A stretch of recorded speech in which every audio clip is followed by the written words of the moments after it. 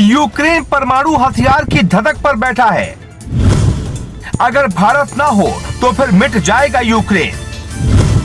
भारत का तिरंगा बन गया है यूक्रेन का कवच।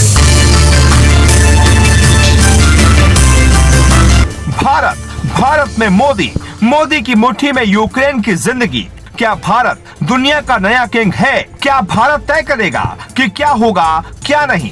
ये रिपोर्ट देखकर कितनों की आंखें खुलने वाली हैं, कितनों का गला सूखने वाला है। अगर आपको राष्ट्र पर गर्व नहीं है तो आप अभी ये रिपोर्ट देखना बंद कर दें। यूक्रेन को तबाह कर रूस दुनिया का सुपर पावर बनना चाहता है, लेकिन भारत रूस को ऐसा नहीं करने देगा। रूस यूक्रेन का नक्शा मिटाना चाहता है, लेकिन भारत ने रूस के हाथ पांव बांध रखे हैं। भारत का तिरंगा रूस के सामने दीवार बनकर खड़ा है। रूस को सनक है कि वो सुपर पावर बने। भारत चाहता है कि वो विश्व गुरु बनने के लिए पहला कदम चले। अमेरिका डरा हुआ है और यूक्रेन घिरा हुआ है। इसमें सबका अपना अपना फायदा है। यूक्रेन को तबाह कर रूस दुनिया का सुपर पावर बनना चाहता है, लेकिन भारत रूस को ऐसा नहीं करने देगा। रूस यूक्रेन का नक्शा मिटाना चाहता है, लेकिन भारत ने रूस के हाथ पांव बांध रखे हैं। भारत का तिरंगा रूस के सामने दीवार बनकर खड़ा है। हम अगले कुछ सेकंड में आपको बताते हैं क्यों रूस के सामने भारत दीवार बनकर खड़ा है। यूक्रेन ने भारत से मदद मांगी और अब रूस युद्ध को बढ़ाता है तो मोदी की इमेज खराब होगी। यूक्रेन ने भारत को बीच में लाकर मास्टर स्ट्रोक खेल दिया है। यूक्रेन ने रूस के हाथ पांव पूरी तरह से बांध दिए हैं। अगर यूक्रेन पर रूस कुछ भी करता है तो मोदी की इमेज दुनिया में कमजोर नेता की कही जाएगी। कूटनीतिक तौर पर भारत यूक्रेन को बचाकर अपनी छवि विश्व गुरु वाली बनाने में सफल होगा। मोदी पिछले 7 सालों से भारत को विश्व गुरु बनाने का मौका समय समय पर तलाशते हैं। मोदी ने फोन पर पुतिन को पाकिस्तान एंगल समझाया और बताया कि कैसे क्या करना है। अब सवाल उठता है कि भारत रूस को रोकता है तो उससे भारत को क्या फायदा होगा?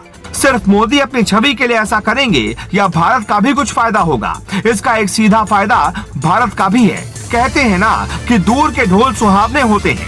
यूक्रेन चारों तरफ से घिरा हुआ है तो ऐसे देशों को एक बात समझ में आ गई, वो ये कि किसी ताकतवर और विकसित देश की बातों में आकर कुछ नहीं करना चाहिए, क्योंकि वक्त आने पर वो साथ नहीं देते। जैसे अब तक यूक्रेन ने छींकने खांसने तक अमेरिका से पूछ कर किया, लेकिन जब वो रूस से घिर गया तो उसकी सिट्टी बिट्टी गुल हो गई। ऐसे भी भारत इस लड़ाई को रोककर नेपाल, भूटान, श्रीलंका, पाकिस्तान, बांग्लादेश और अफगानिस्तान को एक संदेश देगा। ये वो देश हैं जिन पर चाइना की नजर है। श्रीलंका, पाकिस्तान, भूटान और नेपाल की मदद से चीन भारत को घेरना चाहता है। अमेरिका रूस के सामने घुटने टेक चुका है, रूस की धमकी का जवाब नहीं दिया। इसका साफ संदेश है कि अब अमेरिका बहुत वक्त तक सुपर पावर नहीं रहने वाला। व्लादिमीर पुतिन की धमक दुनिया भर में बन रही है। मोदी और व्लादिमीर पुतिन की पॉलिटिकल स्टाइल लगभग एक सी है। रूस में पुतिन ने राष्ट्रभक्ति जगाई तो भारत में मोदी ने राष्ट्रवाद का नारा छेड़ा। राष्ट्रवाद के नारे से भारत को फायदा हुआ, ठीक ऐसा ही फायदा रूस को भी हुआ है। इसीलिए भारत और रूस के रिश्ते अलग हैं, पुतिन और मोदी के रिश्ते अलग हैं। मोदी की बात रूस नहीं टाल सकता और यूक्रेन बच सकता है। अब हम आपको कुछ ऐसा बताने जा रहे हैं जो आपको सुनना चाहिए। पुतिन का पूरा प्लान है तबाही मचा दे, उससे उनको फायदा होगा। पुतिन को दुनिया के जानकार सनकी नेता भी मानते हैं।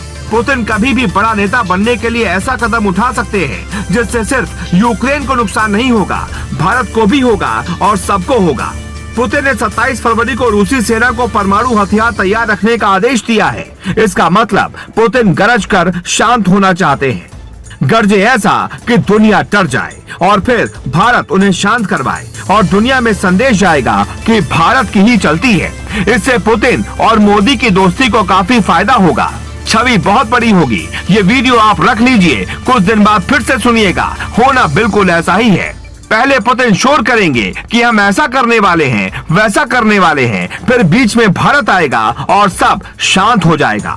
पुतिन की दादागिरी भी कायम रहेगी। विश्व गुरु वाली बात भारत के लिए सही साबित होगी और फिर सब अपने अपने रास्ते चले जाएंगे। इसलिए यूक्रेन बेशक अमेरिका को पापा बोलता था, लेकिन अब उसे भारत को दादा बोलना होगा। सच यही है कि उसे भारत और मोदी ही बचा सकते हैं।